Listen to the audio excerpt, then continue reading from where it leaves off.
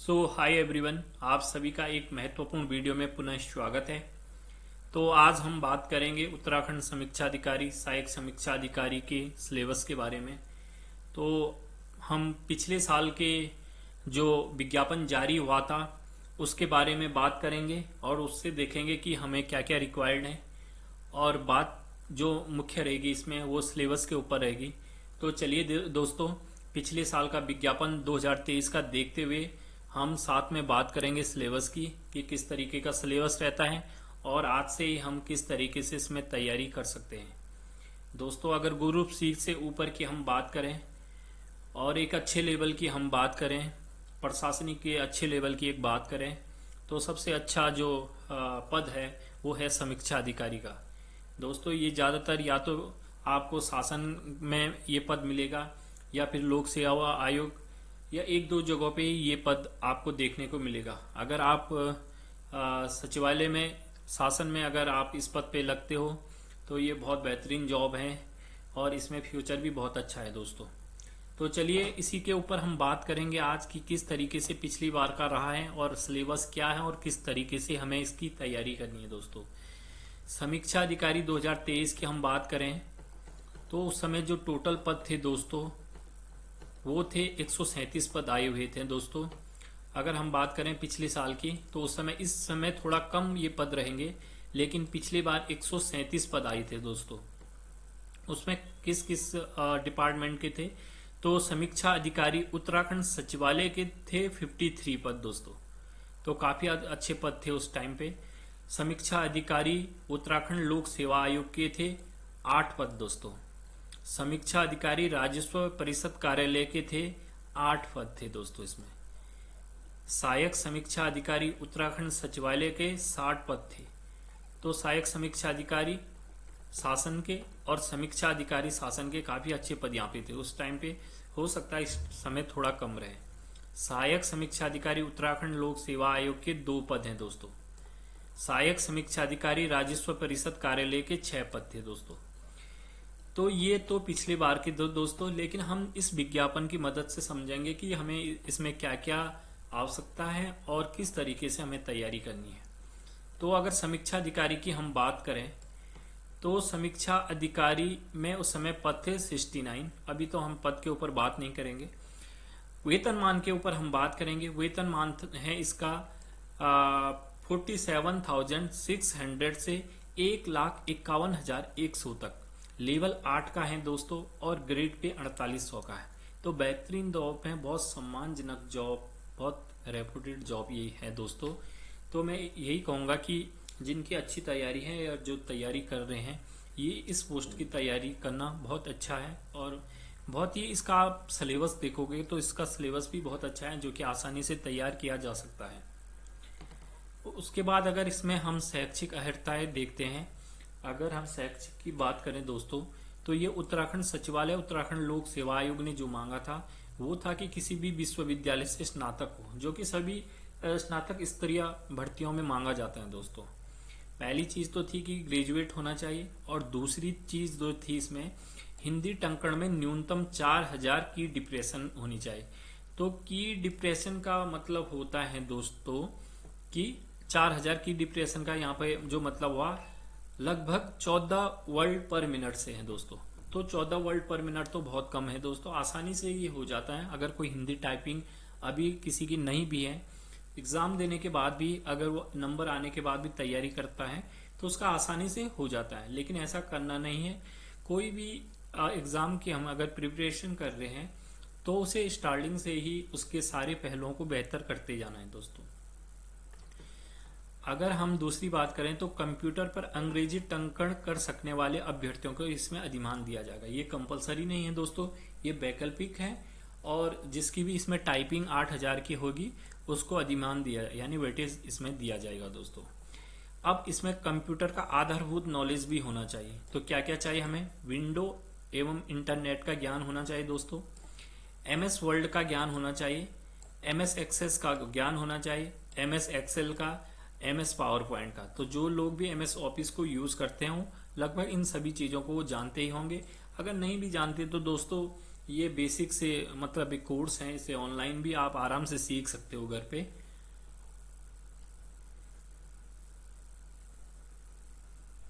अब देखो दोस्तों, यहाँ पे एक स्पष्टीकरण है कि जो हम कंप्यूटर के आधारभूत ज्ञान की कार्य प्रकृति क्वालिफाइंग नेचर की होती है। तो जो कंप्यूटर वाला जो पेपर होगा वो केवल क्वालिफाइंग नेचर का होता है और उसमें 100 में से 40 नंबर लेने पड़ती है सर। तो 40% का ही ये होता है। राजस्व में शायद इन्होंने थोड़ा अलग किया होगा, इसलिए राजस्व का इसमें थोड़ा अलग दिया गया था, इसे आप देख लीजिएगा। तो बेसिक चीजें हम देख रहे हैं कि क्या ग्रेड पे हैं, क्या क्या इसमें बेसिक चीजें चाहिए होती हैं। ग्रेड लेवल 8 की है और ग्रेड पे 4800 का है इसमें। तो बहुत बढ़िया जॉब है ये। और देख लीजिएगा, स्नातक चाहिए होता है और 4000 की डिप्रेशन हिंदी में चाहिए।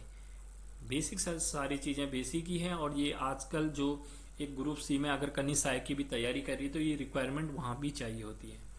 तो अगर और अच्छा एक लेवल आप देखना चाहते हैं तो ये सबसे बेहतरीन जॉब है। अधिमानी अर्थता में देख लीजिएगा, ये लगभग सभी जगह होता है कि प्रादेशिक सेना में 2 वर्ष की न्यूनतम अवधि हो, राष्ट्रीय क्रेडिट कोर में बी प्रमाण पत्र हो, सी प्रमाण पत्र हो, तो उनको क्या दिया जाता है, वेटेज दिया जाता है। आयु सीमा जो कि महत्वपूर्ण है, अगर इसकी बात करें तो 21 साल से और 42 साल तक इसमें सभी कैंडिडेट इसको अप्लाई कर सकते हैं। अगर सहायक समीक्षा अधिकारी की बात करें तो सहायक समीक्षा अधिकारी में उस समय 68 पोस्ट निकली हुई थी और ये लेवल 7 की है, वो लेवल 8 की है, ये लेवल 7 की है। इसका ग्रेड पे 4600 है। इसका ग्रेड पे कितना है दोस्तों, 4600 है। तो 4600 और 4800 में ज्यादा अंतर नहीं होता दोस्तों। लेकिन अगर ये 4600 और 4200 की अगर बात की जाती है तब बहुत अंतर आ जाता है, क्योंकि 4600 ग्रेड पे वाले की बेसिक है 44,900 और हमने ऊपर देखा कि 4800 ग्रेड पे वाले की बेसिक सैलरी है 47,600। तो इसमें ज्यादा अंतर नहीं आया। लेकिन अगर 4600 की जगह 4200 ग्रेड पे होता तो सीधे 35,500 बेसिक हो जाती है, उसमें ज्यादा अंतर आ जाता है। अगर आप शैक्षिक अर्हताई की बात करें तो लगभग सेम है, इसमें यहाँ पे 9000 की डिप्रेशन मांगी गई है। बाकी चीजें सेम है। अगर आप देखोगे तो कंप्यूटर के आधारभूत ज्ञान के ये यहाँ पे भी क्वालिफाइंग नेचर का रहेगा और 40% है। यहाँ भी आप देखोगे विंडो, इंटरनेट, MS वर्ड, ये सारी चीजें आनी चाहिए दोस्तों। इसका वहाँ पे टेस्ट होगा, MS excel, access, MS excel, MS PowerPoint. तो ये बेसिक सी चीजें हैं दोस्तों। अधिमान अर्हता में आप देखोगे तो ये भी सेम चीजें हैं, बाकी वही है जो सेम पेपर में पूछी जाती है। अब हम सीधे इसके ऊपर बात करेंगे। आयु सीमा अगर इसकी भी देखेंगे दोस्तों तो 21 वर्ष से 42 वर्ष तक है। अब हम अगर सीधे बात करें इसके सिलेबस की, क्योंकि ये तो पुराना विज्ञापन है तो इस पे ज्यादा हम डिस्कशन नहीं करेंगे, लेकिन जो रिक्वायरमेंट है और जो चीजें मांगी जाती हैं वो ये सेम रहेगी। अब हम सीधे बात करते हैं दोस्तों यहाँ पे सिलेबस की। तो अब आते हैं हम सिलेबस के ऊपर। ये सिलेबस रहेगा और ये पिछले साल का है और इसी तरीके से सिलेबस रहता है दोस्तों। तो इसमें 2 पेपर होते हैं, एक प्री और एक मेंस। एक प्री होगा, एक मेंस होगा। प्रारंभिक परीक्षा होती है दोस्तों और मुख्य परीक्षा होती है। प्रारंभिक परीक्षा की अगर बात करें तो ये 150 नंबर का होता है। 150 नंबर में से 100 नंबर तो होता है सामान्य अध्ययन और 50 नंबर का होते हैं बुद्धि परीक्षण, यानी तर्क शक्ति या जो हम कह सकते हैं रीजनिंग। तो इसमें 100 नंबर का तो होगा आपका सामान्य ज्ञान और 50 नंबर की रीजनिंग होगी जो कि 2 घंटे में होगी। अब इसे करना कैसे चाहिए, इसे आधे घंटे से 40 मिनट के बीच में हमें 100 क्वेश्चन GS के करने चाहिए और 1.5 घंटा या 1 घंटा 20 मिनट में हमें 50 क्वेश्चन रीजनिंग के अटेंड करने चाहिए। तो वहां से हमारे 2 घंटे में अच्छे से ये मैनेज हो जाएगा। अब अगर हम बात करें मुख्य परीक्षा की तो इसमें दो पेपर होते हैं दोस्तों। पेपर टोटल 3 होते हैं, लेकिन सब्जेक्ट की बात करें तो 2 हैं। एक सामान्य अध्ययन है जिसमें कि 200 प्रश्न होते हैं और वो अधिकतम उसमें अंक भी 200 होते हैं और ये 3 घंटे की होती है।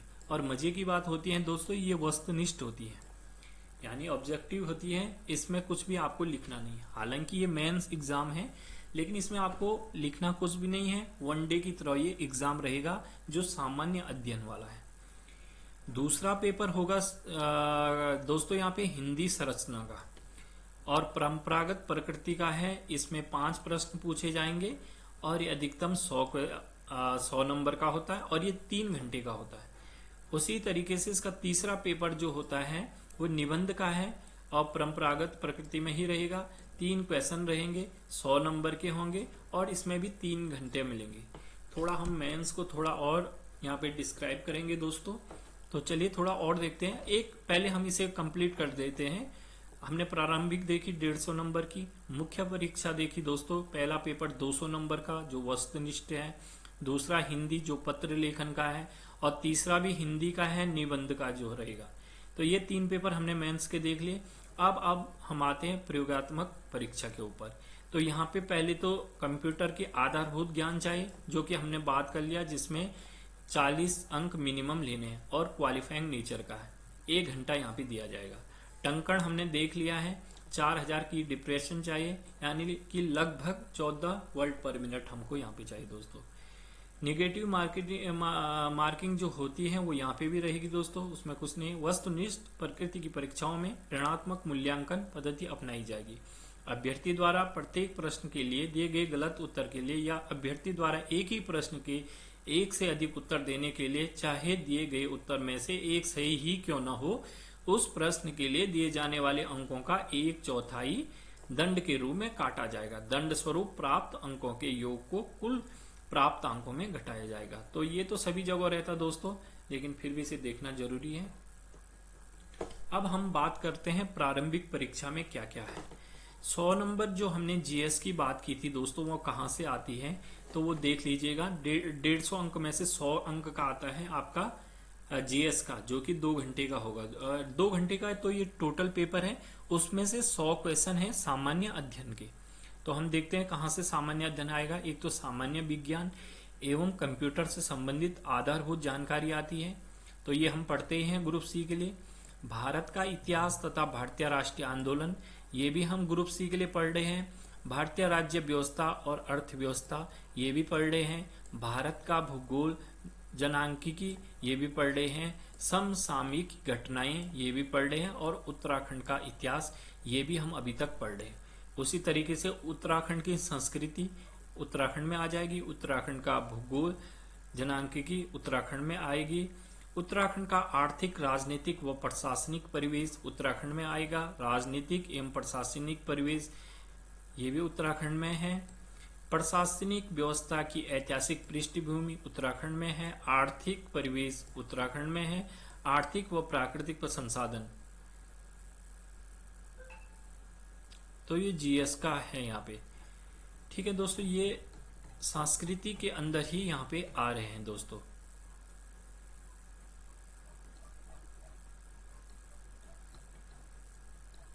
ये इसी उत्तराखंड का आर्थिक, राजनीतिक एवं प्रशासनिक परिवेश के अंदर ये सारी चीजें हैं। फिर ये आर्थिक व प्राकृतिक संसाधन अलग टॉपिक रहेगा दोस्तों। इसके ऊपर देख लीजिएगा, मानव संसाधन, प्रदेश की शिक्षा व्यवस्था एवं प्रमुख शिक्षा संस्थान, वन, जल, तो प्रदेश के ही बारे में इसमें रहेगा। अब आगे हम बात करते हैं रीजनिंग की। सामान्य बुद्धि परीक्षण की बात करें तो ये 50 नंबर का रहता है और ये इजी एक रीजनिंग इसे हम बोल सकते हैं। आमतौर पर ग्रुप सी में जो हम रीजनिंग करते हैं वही रीजनिंग यहाँ पे आएगी दोस्तों। अब हम बात करेंगे मेंस की।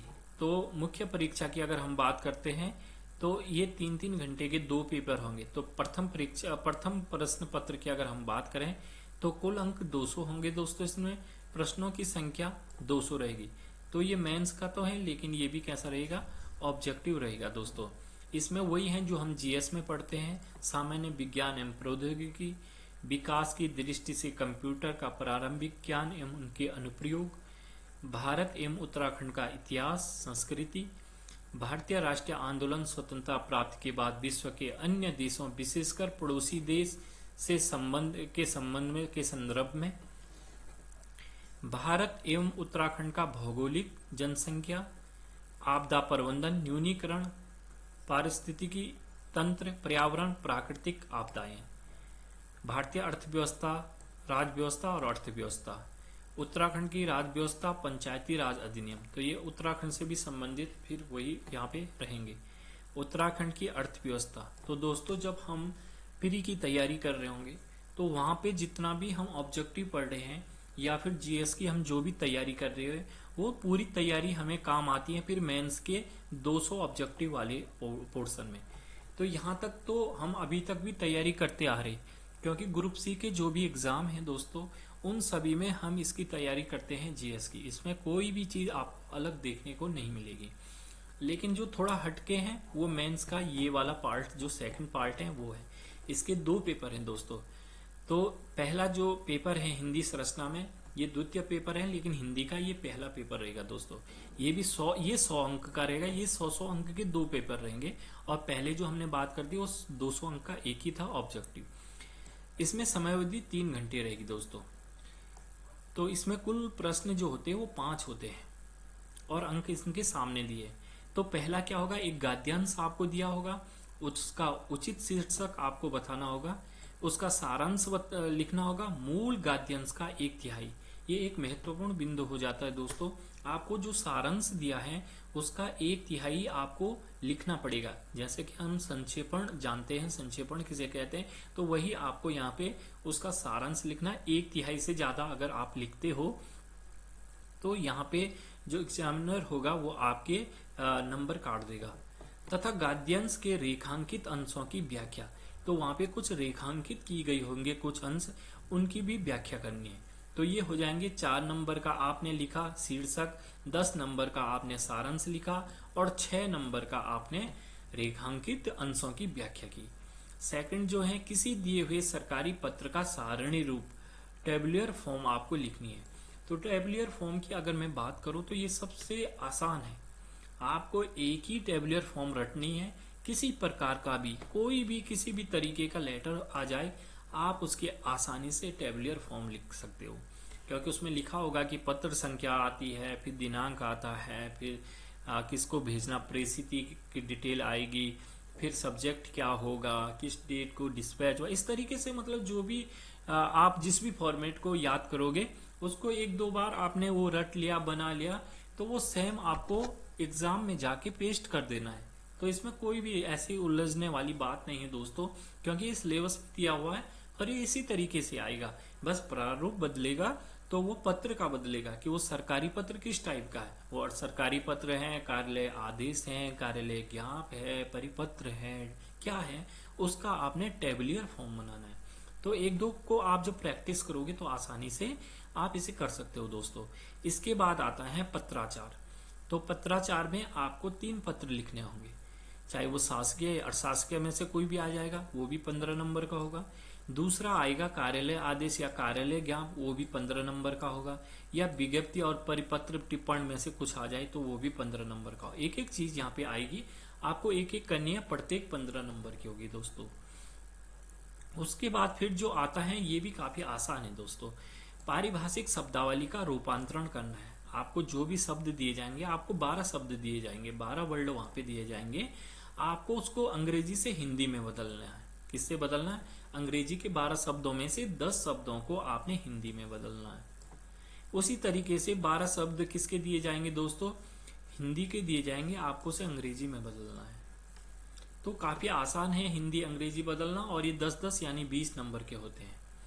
तो ये देखा दोस्तों हमने कि ये जो आपका लेखन वाला था, ये वाला पोर्शन था जहाँ पे पत्र लेखन की बात करते हैं, और ये 100 नंबर का होता है।